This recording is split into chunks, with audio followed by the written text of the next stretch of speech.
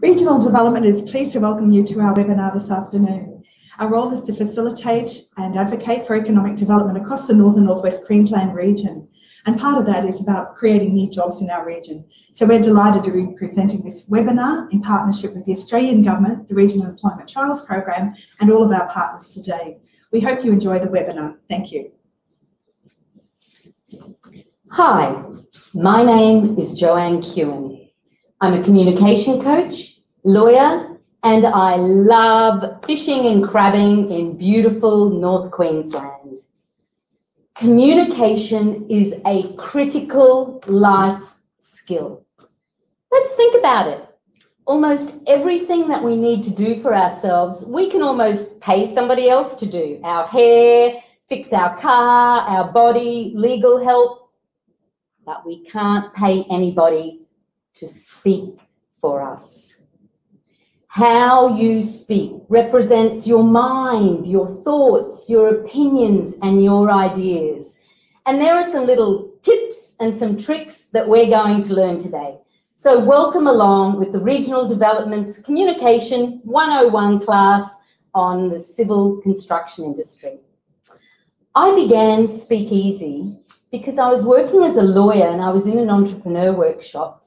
And the woman that was in that said to me that she'd had a problem that night with her daughter who needed to fix her Telstra account but refused to phone the Telstra operator because she didn't know them.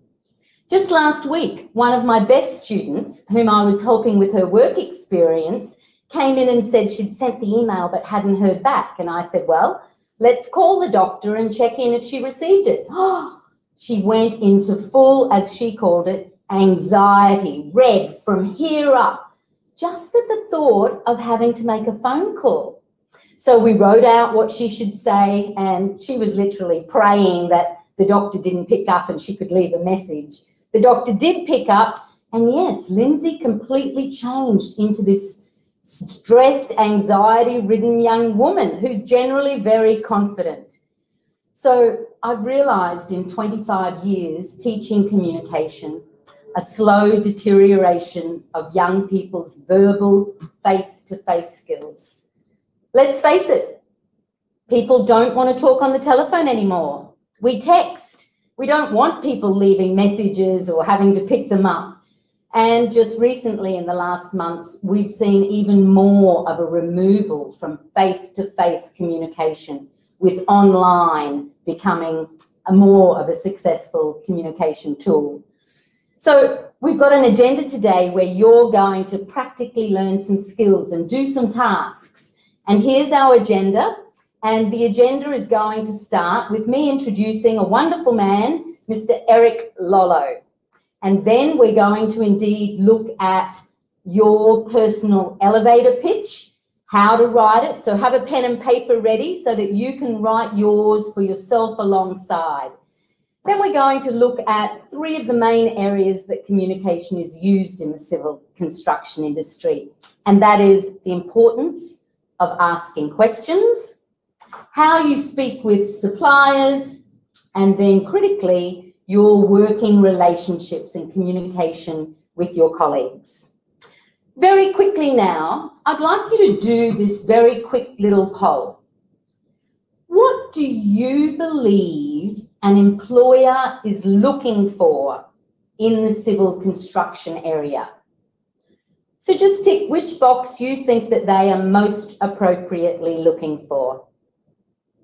Okay, it's my great honour to introduce Mr. Eric Lollo, a local who has done very well for himself, started as an apprentice, now runs a multi-million-dollar civil construction industry. So now I'd like to call upon Mr. Eric Lollo. Good afternoon, everyone. I'm from Townsville. I was born in Townsville. My family came here about 100 years ago. I lived on Nathan Street. I grew up at, I went to Aikenvale State School and Heatley High School. I got a 10th grade education. I started work as a plumbing apprentice. Back then it was, it was really important to get an apprenticeship, and it carries you through for the rest of your life. I've obviously moved away from plumbing about 23 years ago and went into the civil construction industry. For those that aren't sure what the civil construction industry is, it's different to the building industry. Building construction, civil construction is roads, sewage pump stations, large water mains, large stormwater lines, main roads works. That type of work is all civil construction. Normal construction, houses and high-rise buildings and sheds and that's building constructions.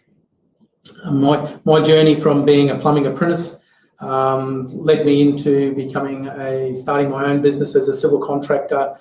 As I said, 23 years ago, I started a company called Lolo Pipelines, and since then I've changed the name of the company to NQ Excavations. We've done a lot of work throughout North Queensland. Some of the projects that we've completed is the sewering of Richmond and Western Queensland back in 2000.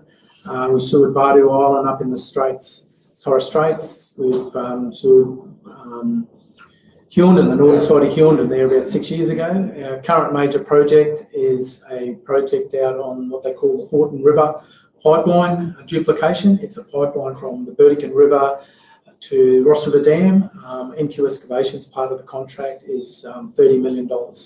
So 23 years ago, I started a pipeline company and I've grown it into a $30 million or $20 million a year company.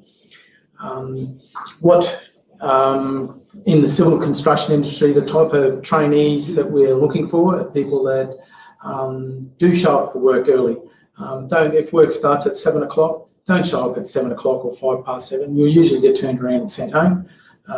Get there by 6:45. We usually have toolbox meetings to explain what we're doing for the day, so everybody's an understanding of who's working in what area and what they're doing. Usually at the beginning of the day, there's drug and alcohol testing done.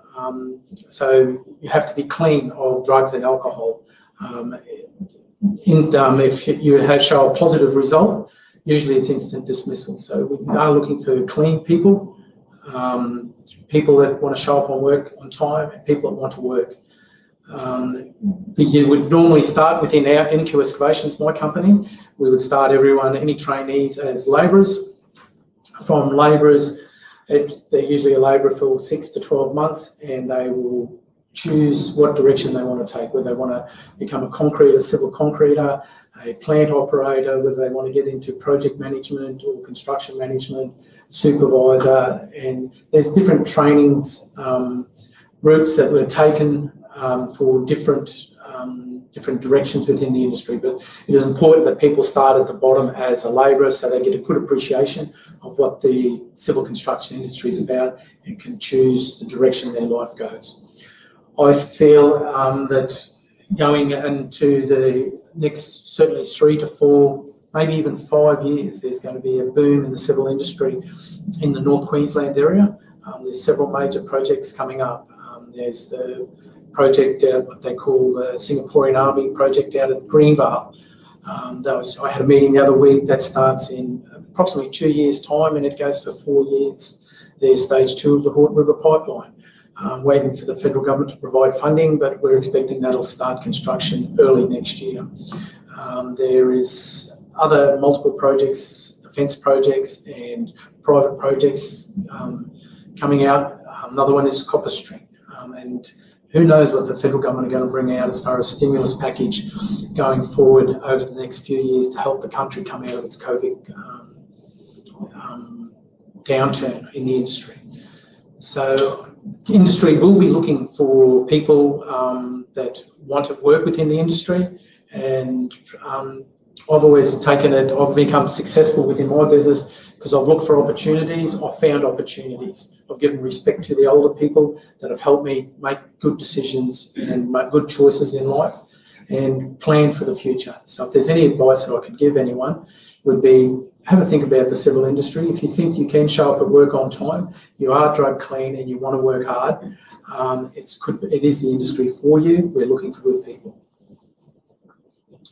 Thank you. Thank you. Hi, back again. Let's thank you very much, Eric, for coming along to talk about the construction industry. That's indeed the best way that we can learn practically what the industry is really about. Now, I'd like to replay my introduction.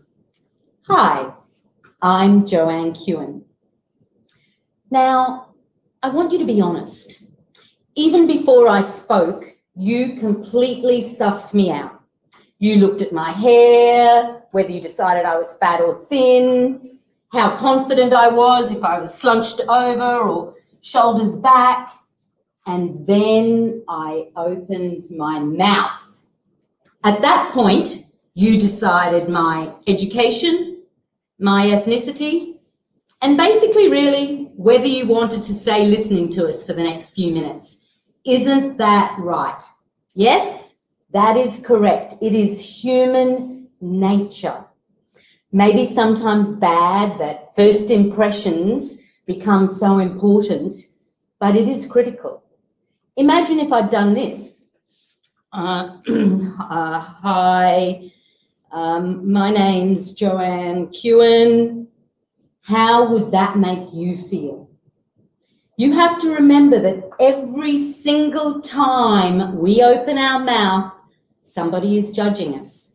Whether it's the shopkeeper, the new boss, our friends, potential new boyfriend or girlfriend.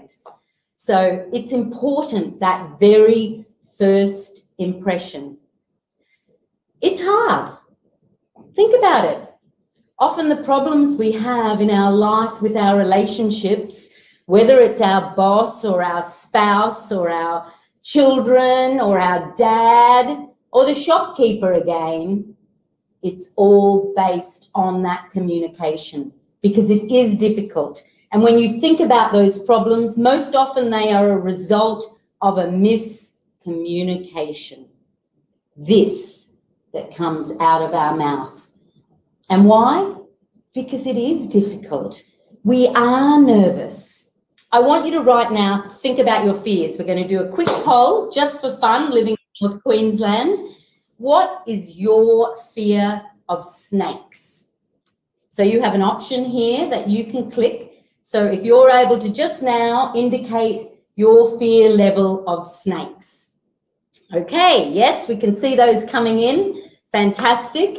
And now we're going to look at, if I charged you with being in the room before everything happened, where we would have 100 people, and I asked you to deliver a speech in front of that group, what is your fear level now?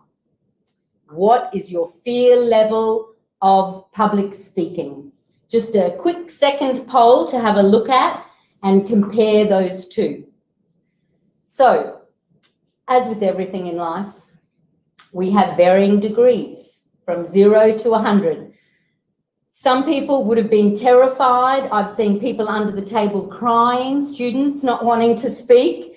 And then there'll be those that'll jump up enthusiastically, ready to deliver a public speech. And all of us fall within varying degrees. But public speaking is a new word for us, glossophobia. Glossophobia, there it is spelt for you. It is the biggest fear in the world. So if you're nervous about public speaking right now, just know that it's normal. Everybody feels that way. I was nervous today coming in. That adrenaline is important. If it's not there, we're probably not going to do a good job. Think back to when you started anything new. Your first job at McDonald's, the first day you enter, starting a race, entering a competition, playing an instrument. In the very beginning, when we don't know what we're doing, it's natural that we are very nervous. So I just want you to know that that is normal. All right, we're going to now do a personal pitch. Some people call it an elevator pitch. And that might be what you're going to say meeting some amazing man like Mr. Eric Lollo, if he was in the room and you wanted to introduce yourself. So we're going to go through a structure for that. Right now, though, in your text box, I'd like you to write, when I did my introduction and said a couple of things about myself, what do you remember? Just a quick chat text there as to what you remember from what I said when I started my intro. What comes firstly to your mind?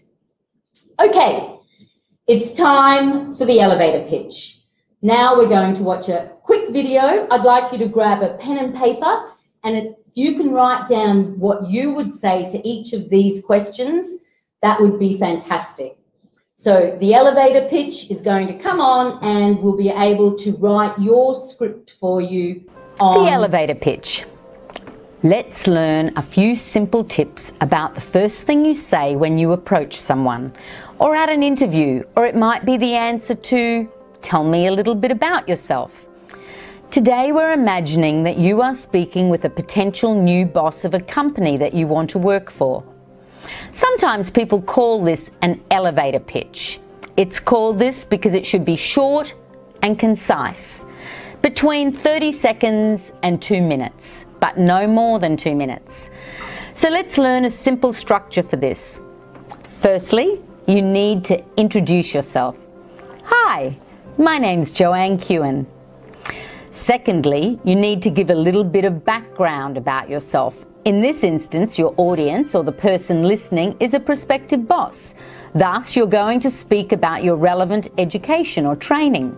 For example, it might be, I've just finished my Cert 3 in civil construction and very much enjoyed the introduction to the industry. I'm a hard worker and dependable. I see this as an excellent career option for me, and I'm ready to put in the hard yards.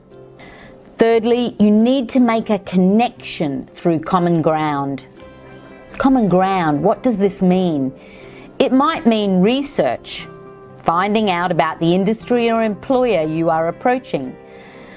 So step 3, following on from step 2, could say, I understand that it's hard work and mostly outside in the hot sun or the cold, which I love. I really want to work for your company, whom I know take your time with trainees and will give me a quality apprenticeship. Point 4 of your pitch is the ask. Often people will forget this. They'll deliver a fantastic pitch introducing themselves and then forget to say what they actually want. Example, if ever anything came up at your company, that would be great. No. I want to work for your company. Please, if there is an internship opportunity or an entry-level position, I'm ready to start immediately, and I promise you won't regret it. After this, it's expected that the person you're talking to will say something and contribute to the conversation. Finally, point 5, you need to conclude. This should be extremely friendly. Thank you so much for speaking with me today. I've gained a great insight into your company. Here's my contact card, and if at any time there's an opportunity to work for your company, I'll be there. Okay, so that's the structure for the content. Now some final tips for delivery of this. Remember, tip 1, keep it simple and concise. Tip 2, don't or are or use fill-in words well or you know. Instead, simply pause. Pause is effective. Tip 3, sell yourself. Don't be afraid of showing your enthusiasm or passion for what you want, but don't overdo it. Stay humble in Australia. Tip 4, smile. It's so simple, but we all get so nervous that we forget it. So paste it on if you have to, because it relaxes everyone. So finally, here is the list of points for the structure of your personal elevator pitch. So write it out, practice it, and use it when you approach people as often as you can. You will find your elevator pitch will improve with practice. Good luck.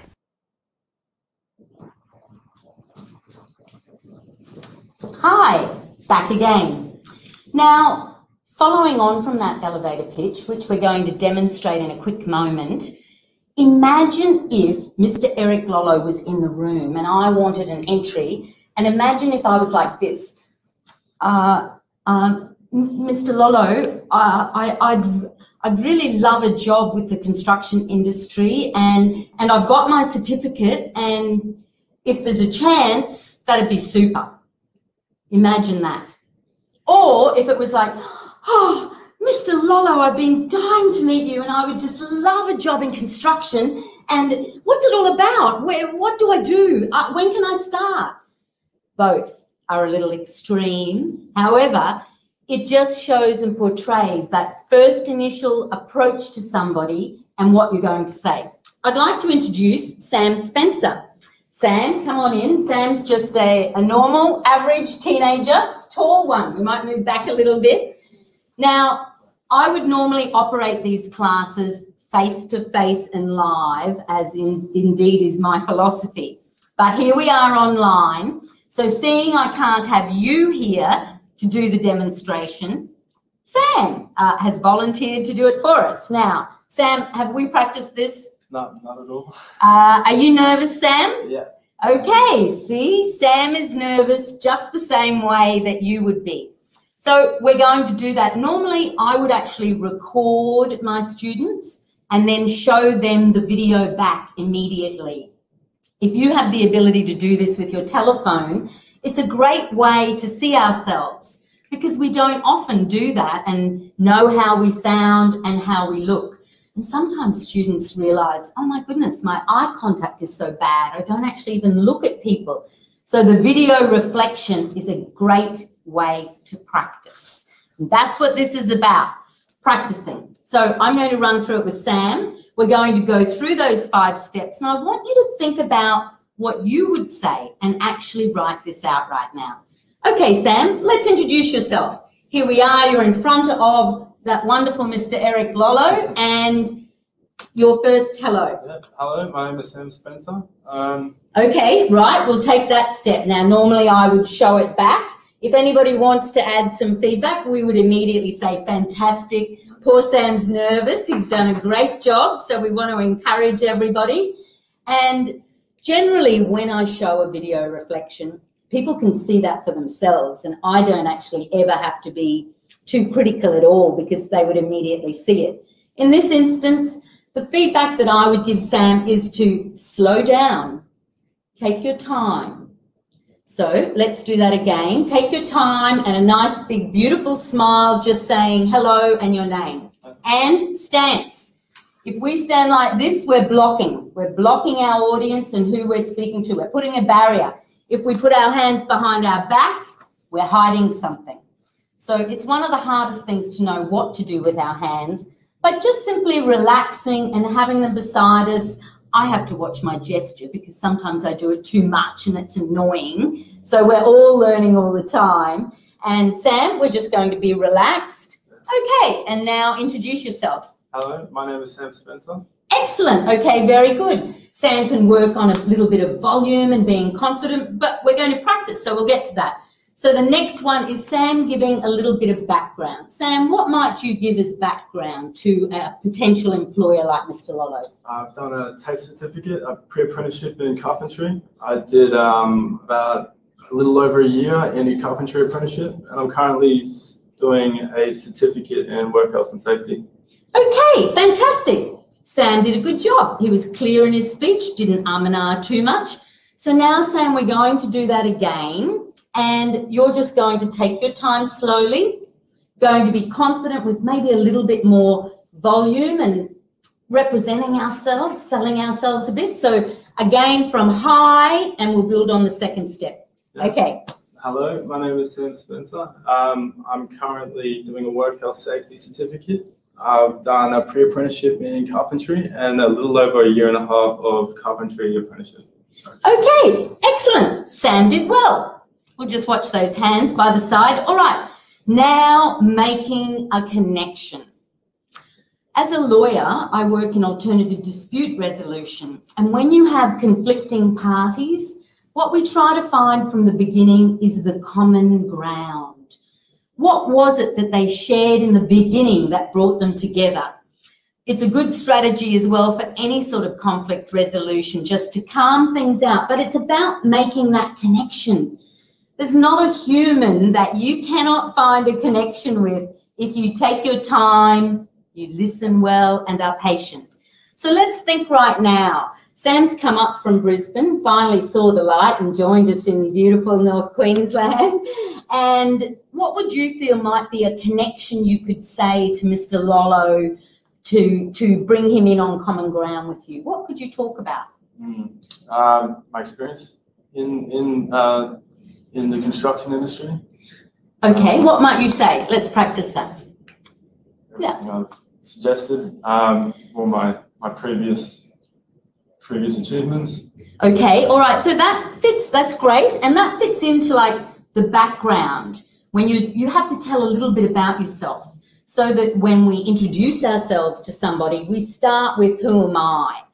I was thinking that possibly that connection might be that you have come from the south and that you want a job in North Queensland and possibly your love of the outdoors and work. I don't know. It's up to you to think about in each instance, what's the common ground? Like if you're at a party and you're introducing yourself, you might comment about, God help us, the food, or you might talk about the birthday person, finding that common ground to make a connection with the person, to move past just facts and me talking about myself. Maybe we'll try that? Yeah. Okay, so let's start from the beginning again, Sam's, from hi. Hi, I'm Sam Spencer. Yeah?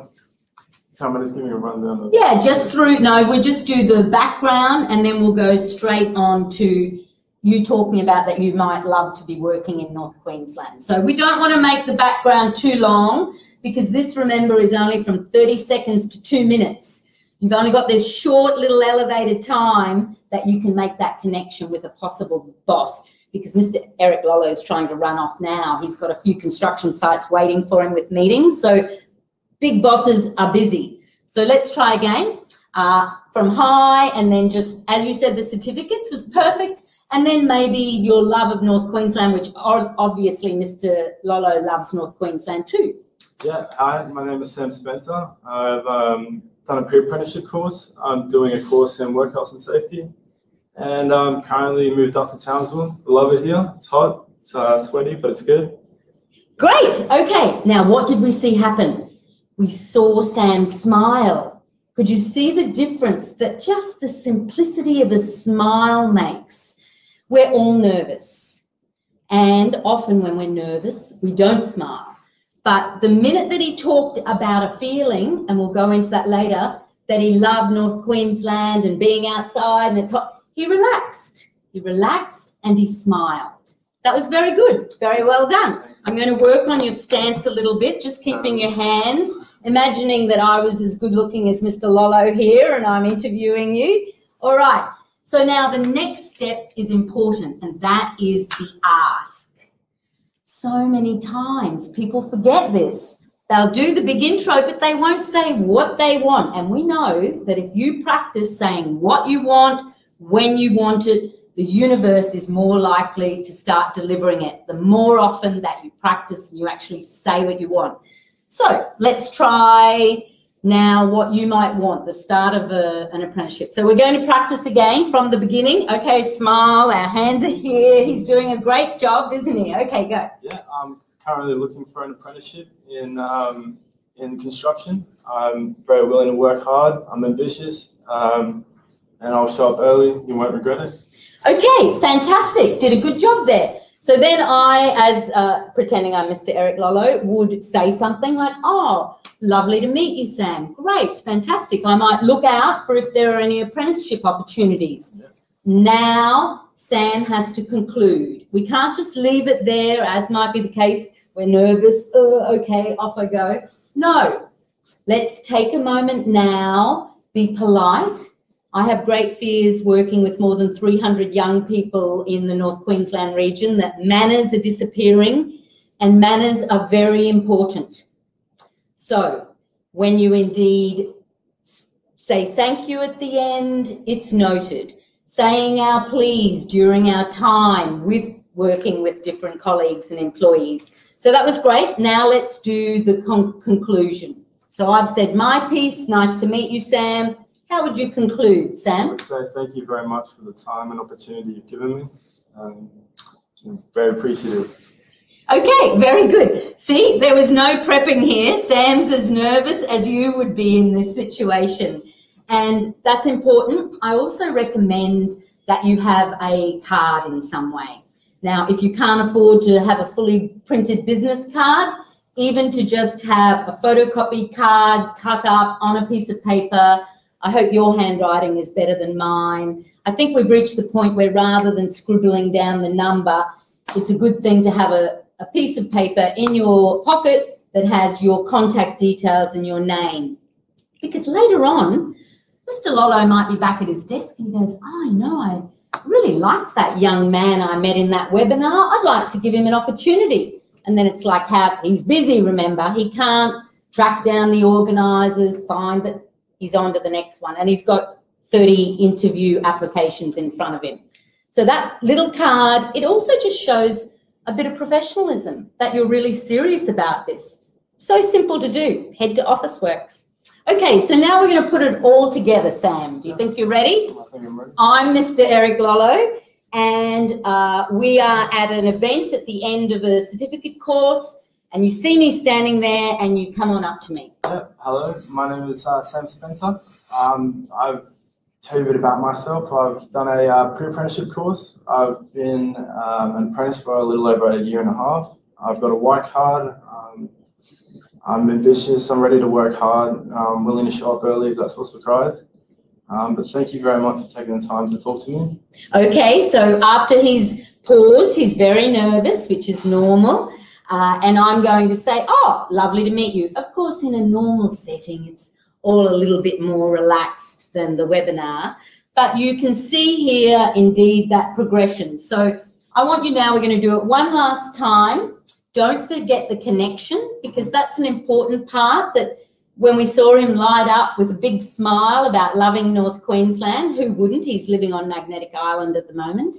A bit of tourism plug there for our beautiful area. So, hi, I'm Sam. Big smile, relax. Okay, go. Yeah. Hi, I'm Sam Spencer. It's nice to meet you. I'll tell you a bit about myself. I've done a pre-apprenticeship in carpentry, a year and a half of work experience. Got a white card. I've just moved up from Brisbane to Townsville, living in the hot, sunny weather. I'm loving it. And thank you very much for taking the time to see me. Okay, that sounds great. Fantastic. We saw him slowly relax, and now you're going to do the ask. Don't forget the ask. What do you want? Oh, I want an apprenticeship. Okay, and when do you want it? Now. Now, okay. All right, so maybe at the end then let's do that with the conclusion. So I say, oh, great to meet you, Sam. Welcome to Townsville. Fantastic to have you here. Yeah, thank you very much. I was looking for an apprenticeship. I want it now. Okay, good. And then your thank you and conclusion, and leave your card. Thank you very much for taking the time to see me. I'll give you my card. Okay, fantastic. Great to meet you. Thank you. Wonderful. Good job, Sam. Okay, so that's what happened there. Now, indeed, practice. And I recommend, he's very nervous still, but practicing is the answer. How do you get good at piano? How do you become a great ballerina? How do you become a good mechanic? You practice. And the more often that you do that, the better and better that you become. So if your family thinks you're a bit crazy because you've got the door shut and you're staring at your mirror, which is another good way to practice this without using your telephone, just know that at the end, when you head on out, you've had that practice at home, you know what you're going to say. Of course, we move past it being memorized and staged, but trust me, if you have that little scenario in your head, those 5 steps, it will be a great assistance to you to more often approach people, not only for an interview or the possibility of a job, but just in your everyday life, communicating with our fellow human beings. All right. So what we're going to do now is have a quick look at the agenda, and we're going back to talking about 3 other important areas in the civil construction area. That's the importance of asking questions, also suppliers when you have to speak with them, and then finally, most importantly as well, your work colleagues. So In preparation for this, because I am not a hypocrite and practice what I preach, I did some research. And Mr. Eric Lollo was on top of a crane, so I couldn't talk to him. So I spoke to Mr. Clinton Huff, and he is the manager of Shamrock Civil. He oversees some 50 trainee apprentices in this industry. And I learned a fair bit about this industry, and quite frankly, I'll tell you, I'm very impressed, and it truly changed my understanding as well. So don't forget, if you're going to go to an interview or approach someone, take a moment to do some research, because one of the first questions that person is going to ask you is, so what do you think we do in the civil construction industry? Now, if you sit there and cannot answer the question, you're not going to make a very good impression. So take a moment out and research that company. Now, we asked earlier about what it was that you thought an employer was looking for and the results of that poll. And a lot of you indeed thought about certificates and that the employer is looking for experience. My interview with Mr. Huff revealed that more important than that is your attitude. Attitude in this world is everything. 80% of success is showing up every day, not 4 days a week, every day. This industry unfortunately suffers from a high turnover, and each time somebody walks out the door, it's estimated that it costs the industry and that company around $10,000 to advertise, to read them, to then interview, to employ, and then sometimes have people show up for 1 day and not again, to then spend the time training people.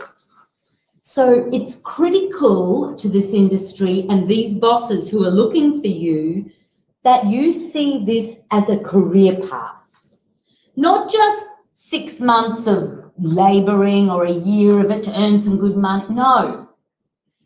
You see this as a start to a career that you want to be doing in 30 years, 40 years. And this career path, this industry gives you that opportunity to develop a career path. So asking questions. Okay, so what is critical there is that when we start anything, I remember the first day that I was indeed starting in a legal office, and it was terrifying. We can just remove the agenda now. We don't need that now, so we've seen that. So it was terrifying. I had my law degree. I'd done a year's practical training, Nightmare, which is equivalent in the US to the bar entry, but different terminology here, but another whole year. So I was admitted as a lawyer, but my first day I will never forget. Being in an office with everyone being a lawyer and me not feeling like I really knew anything, even though I had the degree. Now, this is how everybody feels with everything. That first day at McDonald's, we don't know what's happening. Nobody expects you to know. Your boss cannot read your mind. The only way they know what you don't know is if you ask. I think across our whole life, quite frankly, we need to ask questions more often, even with our spouses or partners where we're not sure, but rather than ask the question or step out, we don't. We retreat because we are afraid of communication. So no question is stupid. If there was anything that Mr. Huff shared, it was that he wants his apprentices to ask questions. He expects them, even if they've got their certificates, to know nothing. An example of this is that often he said his apprentices will make a statement. Sometimes he said, use the word that they're full of it.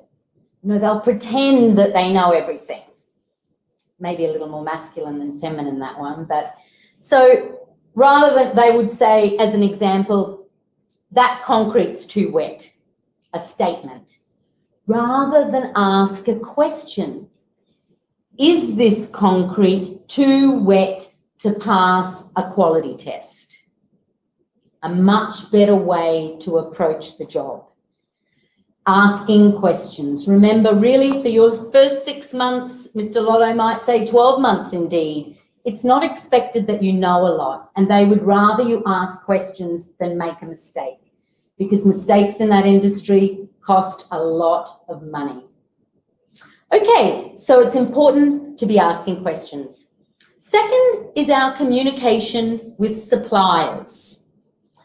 So in comes the big truck, it's full of concrete, I'm an apprentice, I'm sort of trying to know everything, and he asks, hey matey, this concrete, can I dump it over there? And you go, yeah, sure, mate. No. Your bosses actually don't want you to answer that question. They want you to say, hi, nice to meet you. Let me come and introduce you to my supervisor. And it's going to be the supervisor who will answer that question to remove all the responsibility from you. So discussions, communication with suppliers, etc., much more important that you hand that over to the supervisor. And one day you'll be the supervisor in this industry, because that's one of the great things about it. There is that career path for you to have a future career. Okay, our last area is communication with our colleagues. And that's important. Now, there's a fine line between a work relationship and it then moving into personal, but definitely the way that this industry becomes its most efficient, effective, and productive is with good, solid working teams. And how do you have a good working team? Communication. Now, I always say that we are paid to get along. When we walk into a workplace, that's the point. We are paid to all get along. It is not the place for personal issues. There's always going to be somebody that we don't like so much, our personalities clash. But in the workplace, we're polite, we work with people, and we continue to achieve that production and not let personal issues come in.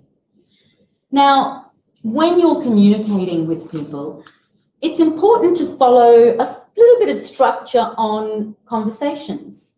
And again, working with around about 300 young people, I've just each week, many different ones, I've discovered that that art of conversation is being lost. And so we've gone to a little bit of theorizing how to have a conversation, because young people are basically avoiding it. And it's critical. At this time on our planet, we need communication, the 5 senses, people in front of us more than ever before. So we're going to take a quick look now, short video on how to have deeper connections with your work colleagues. How to have a conversation and make a connection. Speak in such a way that others want to listen to you, and listen in such a way that others want to speak with you.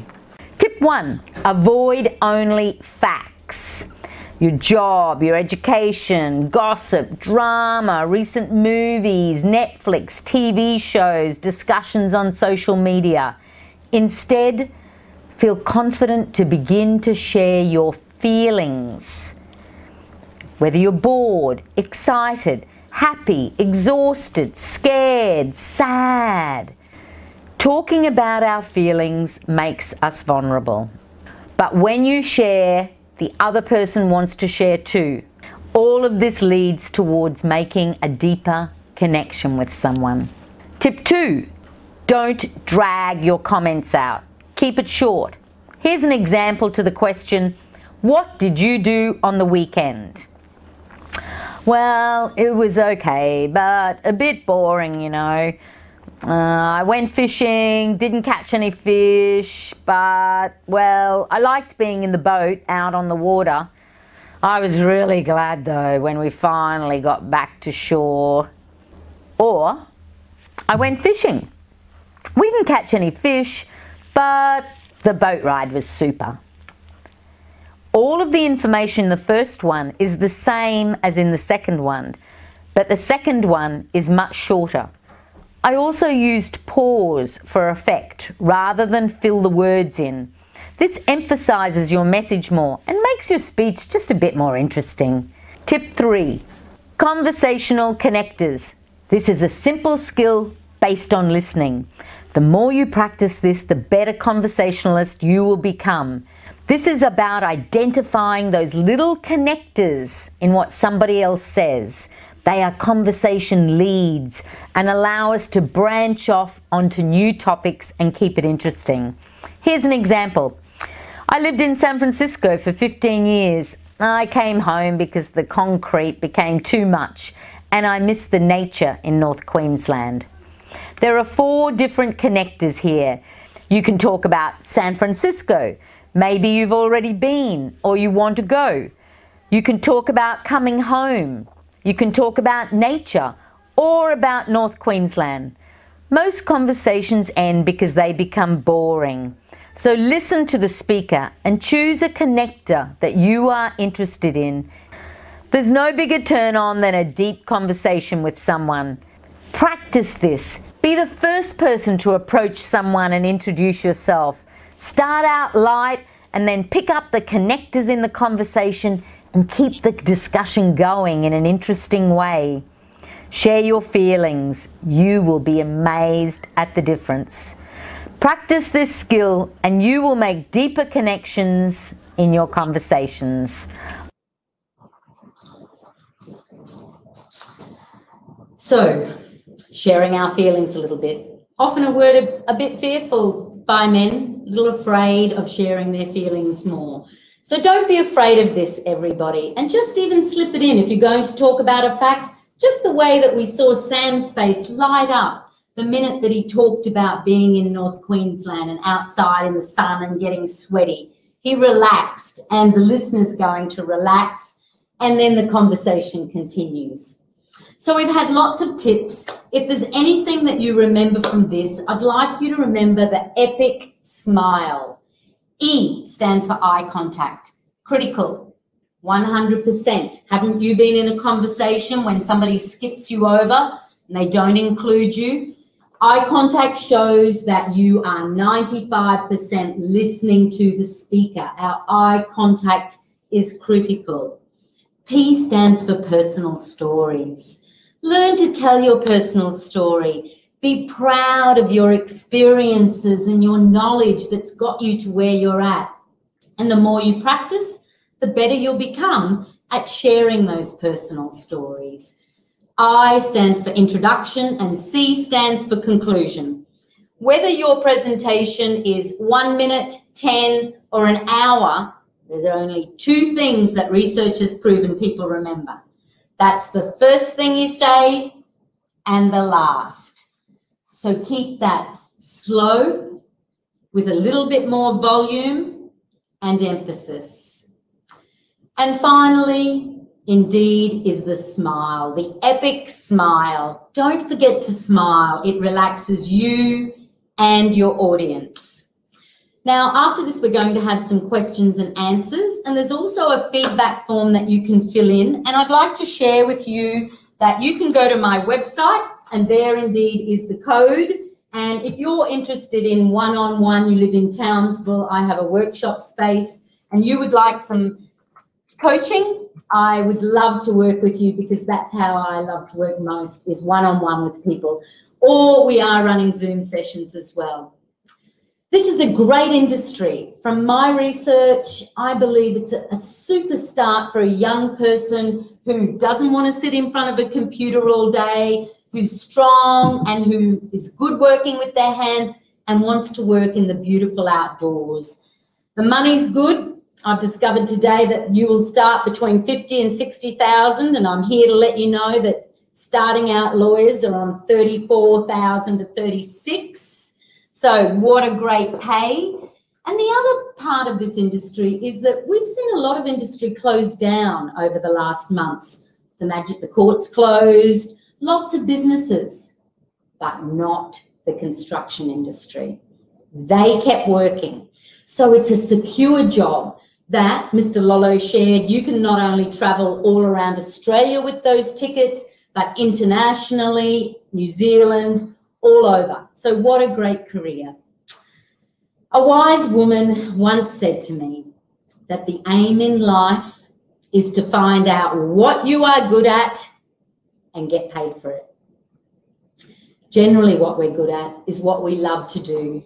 I encourage you as a young person to follow your skills. Think about what it is you love doing. That's the most important in this short little life we have. That every day, well, not every day for any of us, but that 90% of the time you go to work and you love what you are doing. So good luck. I want you to practice that personal pitch. You will see the improvement, and that will lead you into a great job, a start career in the civil construction industry. I'd like to call back Mr. Eric Lolo, and we're available indeed if anyone has any questions.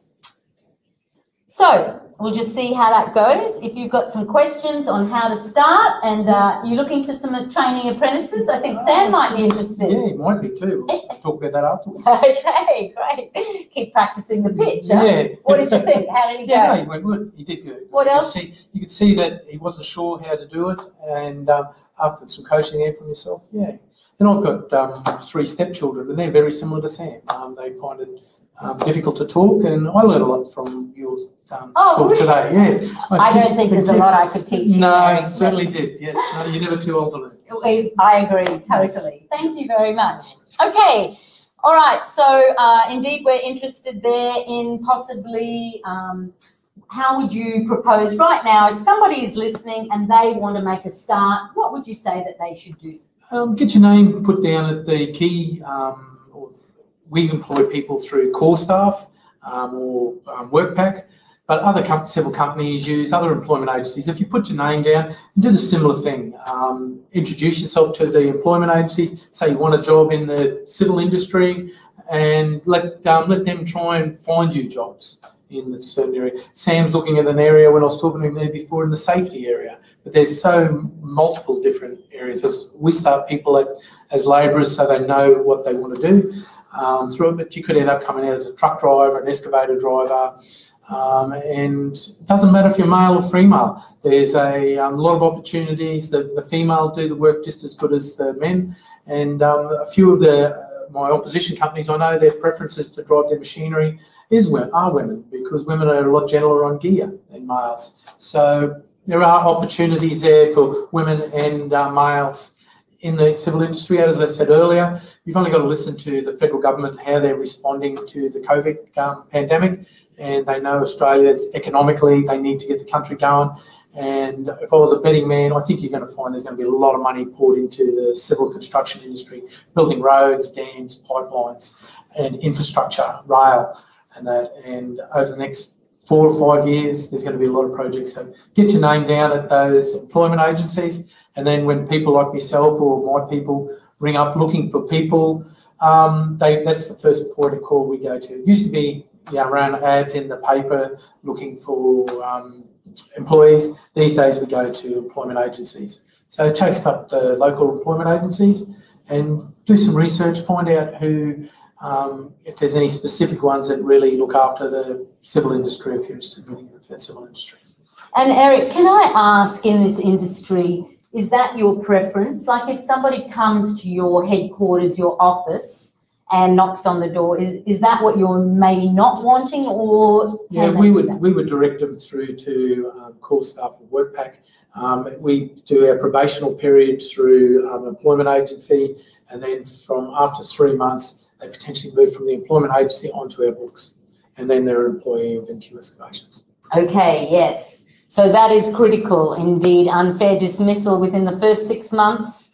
Have it be known that an employer doesn't even need a reason. So it is critical in those first 6 months that you are totally turned on and showing up on time, you made a point of that. What else should they ensure in those 6 months? I reinforce what Clinton had said to you. You know, attitude, positive attitude in respect. You know, we might be a bit old-fashioned, but there's nothing wrong with respect, saying please and thank you, and be respectful. Show up on time. Show up before time's required. You don't wait for 5 o'clock and then walk out the door 1 minute after 5.